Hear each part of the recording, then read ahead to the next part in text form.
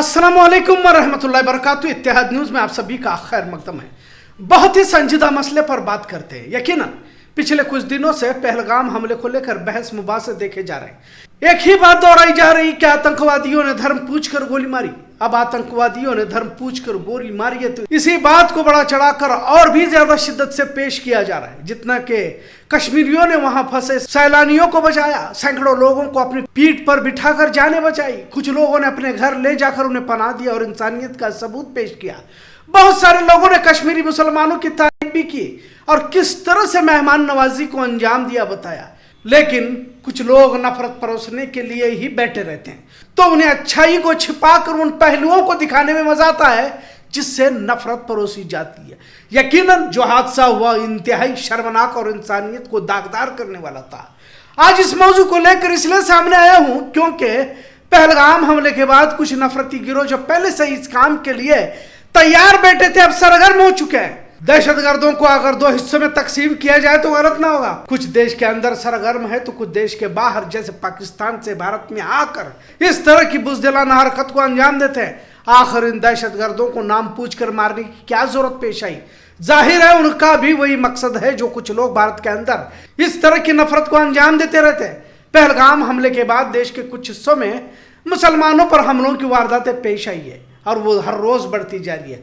गुजरात राजस्थान के बाद यूपी आगरा में भी एक मुस्लिम पर हमला कर जान से मार दिया गया। मरने वाले का नाम मोहम्मद गुलफाम बताया जा रहा है और भी दीगर जगहों पर इस तरह के हमले की बात कही जा रही है। एक और फर्द को भी गोली मार दी गई जिसका नाम सैफ बताया जा रहा था। गुलफाम आगरा के शिल्पग्राम रोड पर एक रेस्टोरेंट में काम करता था। जब होटल से बाहर आ रहा था तो उसे नाम पूछकर गोली मार दी गई। यहां उस वीडियो को भी दिखाना जरूरी नहीं समझूंगा जिसमें अपने आप को क्षत्रिय गोरक्षा दल और हिंदुत्व तंजीम का बताकर पहलगाम का बदला लेने की बात कर रहा है। राजा मनोज बताया जा रहा है, उसका नाम 26 के बदले 2600 को मारने की बात कर रहा है। खैर इन तमाम के पीछे किस तरह दहशतगर्द अपने मौकूफ में कामयाब होते नजर आ रहे हैं इसे समझने की जरूरत है। शायद तारीख में इस तरह धर्म को पूछकर मारे जाने की वारदात पेश आई हो। और जब से पहलगाम हमला हुआ है नोएडा के न्यूज चैनलों पर तो सिर्फ हिंदू मुस्लिम ही देखने को मिल रहा है। अब जब पहलगाम हमले के बाद मुल्क में पहले से ही हिंदू मुस्लिम नफरत इतनी बड़ी हुई है उसमें एक और इजाफा कह सकते हैं। लिहाजा तमाम भारत को जहां मिलजुल कर दहशतगर्दों के खिलाफ खड़ा होना चाहिए वहां अब धीरे धीरे वारदातें बढ़ती जा रही है और एक ही समाज के खिलाफ वो वारदातें बढ़ रही है। पूरे देश में मुसलमानों ने इस वारदात की पुरजोर मजम्मत की है।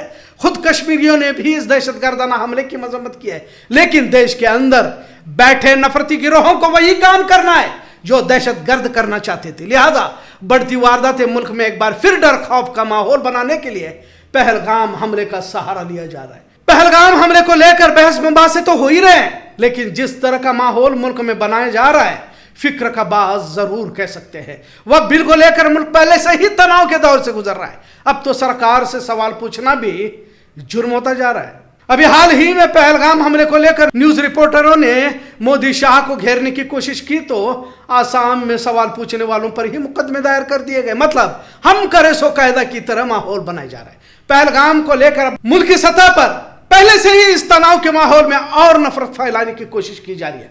कुछ हिंदुत्व गिरोह इसमें सरगर्म बताए जा रहे हैं और इस तरह हिंदू मुसलमानों का इस देश में बंटवारा ठीक नहीं है। हम उसी काम को अंजाम दे रहे हैं जिसका मंसूबा दहशतगर्द बनाकर आए थे। तभी तो धर्म पूछकर मारने की बात कही जा रही है।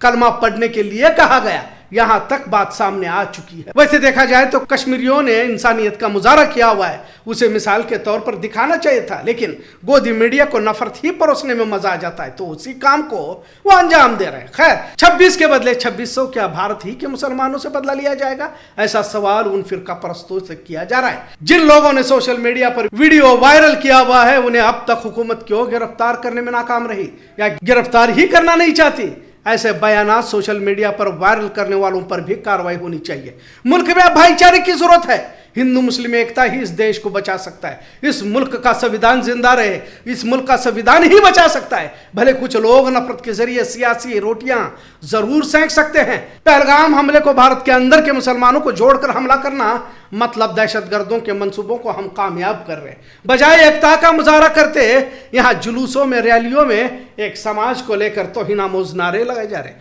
पुलिस इंतजामिया सामने होने के बावजूद भी उन्हें रोका नहीं जाता। क्षत्रिय गोरक्षा दल नाम का कोई संगठन यहां ना होने की बात यूपी सरकार की जानिब से बताई जा रही है, लेकिन जो लोग हथियारों के साथ कत्ल की जिम्मेदारी लेकर वीडियो बना रहे हैं, इनकी तो पहचान यूपी पुलिस कर सकती है, लेकिन अब तक गुलफाम के कातिलों को नहीं पकड़ा गया। सैफ जख्मी अस्पताल में जेर इलाज है, इसे भी गोली लगी हुई है, गोली यहां पर गर्दन के पास छू कर गई है। मतलब क्या अब गुंडा राज ही चलता रहेगा? किसी भी दहशतगर्दाना हमले को मुकामी मुसलमानों को जिम्मेदार ठहराकर इस तरह खुलेआम गोली चलाना कहां तक सही है? भारत का हर शहरी भारतीय है, यहाँ कोई हिंदू और कोई मुसलमान नहीं है, और इस तरह की हरकत को अंजाम देकर बेगुनाह गुलफाम को मारा जाता है तो तमाम भारतीयों को इसकी भी मजम्मत करनी चाहिए। लेकिन देखने को यह मिलता है कि भारत के अंदर रहकर इस तरह के आतंकी हमलों को अंजाम देने वालों के खिलाफ किसी तरह की आवाज नहीं उठाई जाती। पहलगाम हमले को लेकर जो हथियारों के साथ धमकी दे रहा है उसका नाम राजा मनोज बताया जा रहा है, लेकिन मोहम्मद गुलफाम को गोली मारने वाले और सैफ को जख्मी करने वालों के खिलाफ कहीं पर भी आवाज तो उठती नजर नहीं आ रही। अब दहशतगर्दों को भी मालूम हो गया कि यही एक तरीका है कि भारत में अंदरूनी फसादात को बर्पा किया जा सकता है, लिहाजा धर्म का कार्ड खेला गया। अब भारत के अंदरूनी नफरती गिरोहों को काम मिल चुका है, जबकि भारत के मुसलमानों पर हमला करने की धमकी या उनका बदला यहां लेने की बात करना गोया देश को अस्थिर बनाने की ही साजिश कहा जा सकता है, या उसका हिस्सा कह सकते हैं। दहशतगर्दों की साजिशों को समझने की जरूरत है, लिहाजा अब मुल्क में हम सबको मिलकर भाईचारे को बरकरार रखने की जरूरत है और नफरती गिरोहों को सरगर्म होने से रोके।